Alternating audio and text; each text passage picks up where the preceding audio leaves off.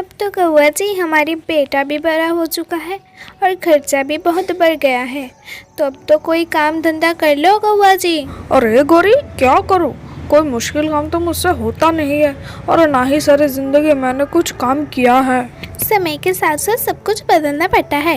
पूरी जिंदगी तुमने काम नहीं किया, तब तो तुम अकेला थे। अगर कुछ काम ही नहीं करना तो मुझे शादी क्यों किया थे तुम? अपने और हमारे नहीं तो हमारी बेटा का ही जिंदगी देख ले। अच्छा, मैं अपने मामा के पास जा रहा हूँ और जाके पूछ के भी आता हूँ कि कौन सी काम मुझे करना चाहिए जिसमें मेहनत भी कम लगे और मुनाफा भी ज्यादा हो। ठीक है, आते वक्त मेरे लिए भी कुछ खाने को लाना, सुबह से मैंने कुछ भी नहीं खाए हैं। ये कहते हुए कालू कौवा वहाँ से चला जाता है और वो बहुत जोर जोर से उड़ने लगता है और उड़ते उड़ते सीधे अपने मामा जी के पास जाके बैठते हैं और जाके अपने मामा जी को सारी बात बताते हैं।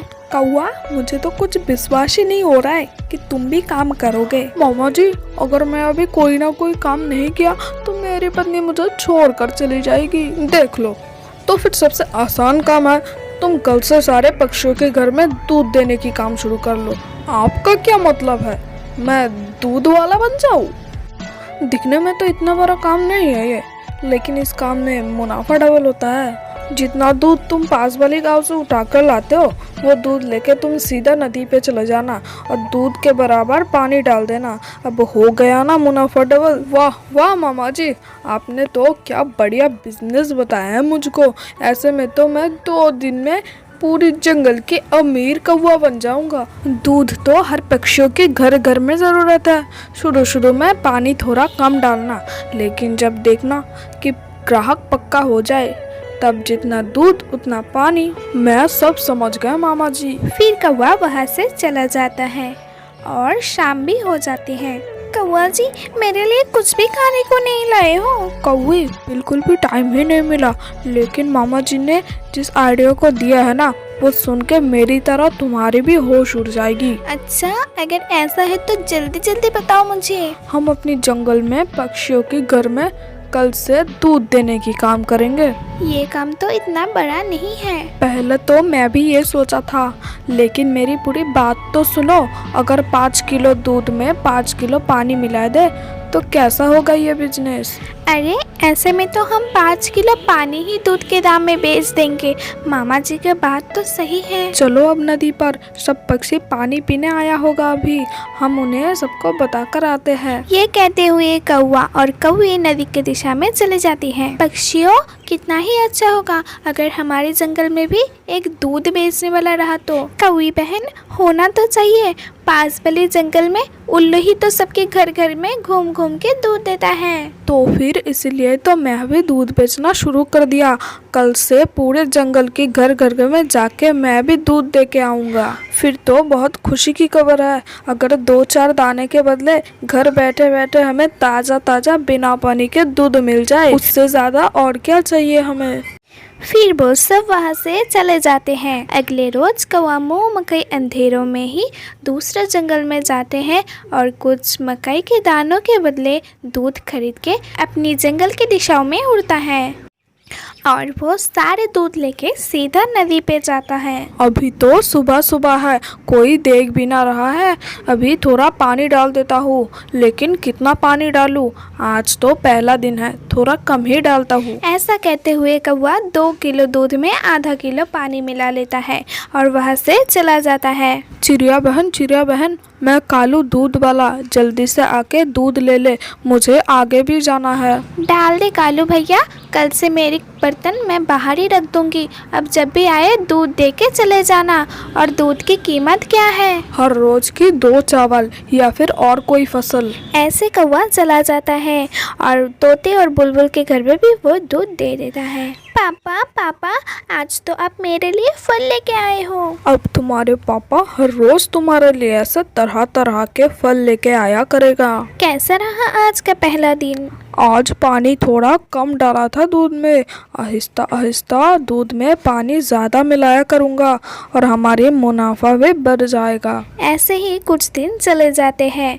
अब तो कौवा दूध में पानी कुछ ज़्यादा ही मिला रहा था। 1, 2, 3, 4, शाबाश, अब हुआ दूध पूरा खालिस मलाई वाला। वो ऐसे ही दूध के बराबर पानी मिलाता और पक्षियों के घर घर में जाके बेच देता। अब तो कौवे के पास बहुत सारे भोजन भी जमा हो गया था और वो तो बहुत सारे गहने भी खरीद लिए थे। मम्मा मम्मा, मुझे बड़े वाले ड्रोन कैमरा लेके दो और कुछ दिन सब्र करो मेरे बेटा, मैं तो अपनी बेटा को हेलीकॉप्टर भी ला दूंगी। पहले तो पक्षियों को पता नहीं था, लेकिन अब सारे पक्षियों को पता चल गया है कि कौवा के दूध में अब दूध कम पानी ज़्यादा दिखता है। चिड़िया बहन, 2-3 दिनों से तो कौवा का दूध कुछ ज़्यादा ही पतला लग रहा है। मुझे लगता है कि कौवा अपने दूध में बहुत सारे पानी मिलाता है। पहले तो मैं सोचा था कि ये मेरी आंखों के वहम है, लेकिन अब तो देखता हूँ कि दूध सच में बहुत पतला है। और कर भी कह सकते हैं, जंगल में दूसरे कोई दूध वाला भी तो नहीं है उसके अलावा। जो भी हो, इस बार की दूध की कीमत मैं कौवा को नहीं देने वाली हूँ। अगर दाना दे के मुझे पानी ही खरीदना है तो हम नदी पे जाके मुफ्त पानी भी तो ला सकते हैं ना, उसे क्यों भला हम दाना दें। तुम चलो मेरे साथ, हम जाके उसे बता कर आते हैं कि हमें और उसके दूध नहीं चाहिए। अगर आप उससे दूध नहीं लोगी तो मैं भी नहीं लूँगी। चलो जाकर उसे बता कर आते हैं, नहीं तो सुबह सुबह वो जाके लड़ाई शुरू कर देगी। फिर चिड़िया और कबूतर कौवा के घर जाते हैं। कौवा जी, हम कोई पागल नहीं है जो हम पानी के दाम दे। आजकल तुम्हारे दूध में पानी कुछ ज़्यादा ही मिलता है, इसलिए कल से हम और दूध नहीं लेंगे। 2 दिन के दूध के कीमत रहते हैं तुम्हारी तरफ, पहले वो दे उसके बाद बात सुनाना। भैया, क्या हम पानी की कीमत दे आपको? वो तो दूध पीने से पहले पता होना चाहिए था ना, कौवा ले या ना ले। मैं तो 2 दिन का दूध की कीमत तुम्हारे पेट से निकल कर रहूंगी। मैं तो बस ये कह रही थी कि कल से कौवा हमारी तरफ दूध लेके ना आए। ये कहते हुए कौवा और चिड़िया वहाँ से चले जाते हैं। कौवा जी, आप अब दूध में पानी कम मिलाया करो। सोने की गहना लेने के पहले तुम्हें ये बात याद नहीं थी? आज तुम मुझे भाषण दे रहे हो। फिर वहाँ चील जी आ जाते हैं। कौवा भैया, कल मेरे घर में दूर से मेरी बहन आ रही है मुझसे मिलने, क्या तुम मेरे घर में कुछ दूध दे जाओगे? क्यों नहीं चील जी, मेरा तो काम ही यही है। तो फिर ये ले 10 दाने, इसमें जितना दूध हो कल मेरे घर पहुंचा देना। फिर वो चील वहाँ से चले जाते हैं। दफा करो इस चिड़िया और कबूतर को, हमारे पास और भी ग्राहक हैं। दूसरे दिन कौवा फिर से नदी पे जाता है और फिर से दूध में पानी मिलाते हैं और फिर कौवा दूध लेके चील के घर की दिशाओं में उड़ जाता है। दूध वाला, चील जी आके अपनी दूध ले जाए, मुझे आगे भी जाना है। कौवा, बहुत जल्दी है तुम्हें, लो दूध बर्तन में डाल दो। फिर कौवा जैसे ही चील जी के बर्तन में दूध डालते हैं, वैसे ही चील जी तो कुछ देख के डर ही जाते हैं। वो गौर से देखता है तो वो था एक मेंढक।